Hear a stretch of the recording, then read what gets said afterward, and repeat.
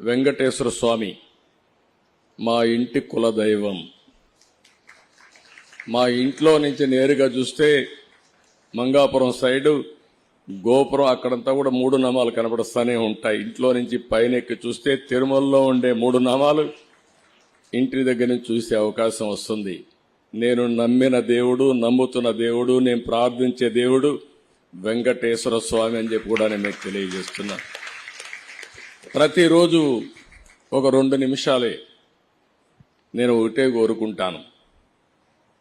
దండం పెట్టుకొని 1 నిమిషం ప్రార్థన చేసి,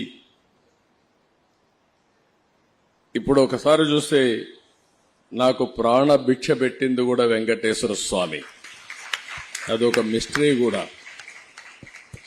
2003లో నా మీద 23 క్లేమోర్ మైన్స్ ని బ్లాస్ట్ చేస్తే సాక్షాత్తు వెంకటేశ్వర స్వామి నాకు ప్రాణభిక్ష పెట్టాడు. ఏదో చెయ్యాలని ఆ రోజు నన్ను కాపాడాడు. అలాంటి వెంకటేశ్వర స్వామిని నేను ప్రార్థించేది, నాకు శక్తి, సామర్థ్యాన్ని, తెలివితేటలు ఇవ్వండి.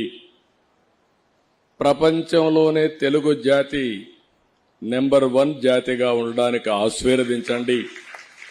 ప్రపంచంలోని ఇండియన్స్ అందరూ కూడా గ్లోబల్ సర్వీసెస్ అంటే ప్రపంచంలో ఉండే ప్రజలకు సేవలు అందించే అవకాశాన్ని కల్పించండి.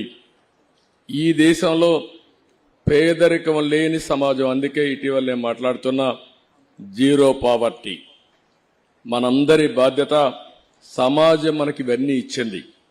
ఈరోజు నేను ఒక ముఖ్యమంత్రిగా ఉన్నా, రమణ గారు former chief justice of India అయినా, లేకపోతే వేదిక పైన ఉండే పెద్దలు కొంతమంది మంత్రులైనా, ఇక్కడికి ఉండేవాళ్లు వివిధ రంగాల్లో బ్రహ్మాండంగా రాణిస్తున్నా, ఇది మనకు సమాజమే ఈ అవకాశం ఇచ్చింది. అలాంటి సమాజంలో పేదరికాన్ని, అందుకే నేను ఒక స్లోగన్ తీసుకున్నా, జీరో పావర్టీ నేషన్. కృష్ణా పుష్కరాలు పెట్టినప్పుడు దగ్గర ఒక 3 లక్షల మందికి భోజనం పెట్టే పరిస్థితికి వచ్చారు. మేము అన్నా క్యాంటీన్ పెట్టినప్పుడు ఆ అన్నా క్యాంటీన్కి వాళ్ళకే అప్పచెప్పాం. ఒక చిన్న కంప్లైంట్ లేకుండా బ్రహ్మాండంగా అన్నా క్యాంటీన్ నిర్వహించిన ఘనత కూడా అక్షయ పాత్రదని చెప్పి కూడా నేను మీకు తెలియజేస్తున్నా.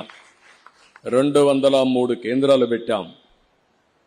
ఆ 203 కేంద్రాల ద్వారా పెద్ద ఎత్తున పెడితే ఈరోజు గడచిన ప్రభుత్వం అన్నా క్యాంటీన్ల పైన కక్షగట్టి మూసేసే పరిస్థితికి వచ్చారు. మళ్లీ తొందరలోనే అన్నా క్యాంటీన్లు ప్రారంభిస్తామని చెప్పి మీ అందరికీ హామీ ఇస్తున్నా. దీనికి ఒక స్ఫూర్తి కూడా ఉంది.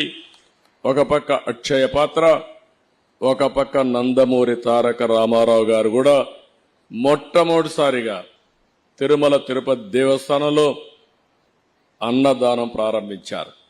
ఆ కార్యక్రమానికి శ్రీకారం చుట్టారు. పెనుగొండలో ఒక పక్క లక్ష్మీ నరసింహస్వామి స్టాచ్యూ 108 అడుగులు సింగిల్ స్టోన్ తో తయారు చేయడానికి ముందుకు వచ్చారు.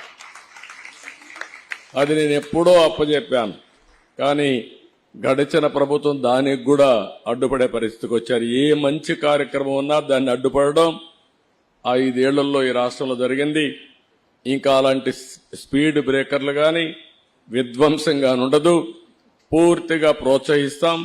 మంచి చేసే వాళ్ళందరికీ చిరునామాగా ఆంధ్రప్రదేశ్ ఉంటుందని, అలాంటి మంచి కార్యక్రమాలతో మీరు ముందుకు రావాలని మీరు కూడా అందరినీ ప్రజలను కోరుతున్నా. 5 కోట్ల పైన ఉన్నాం ఆంధ్రప్రదేశ్లో.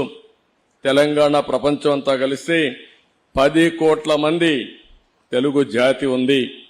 నా ఉద్దేశం ఒకటే, భారతీయులు బాగుండాలి, అందులో అగ్రస్థానంలో తెలుగు జాతి ఉండాలనేది నా ప్రగాఢమైన ఆకాంక్ష,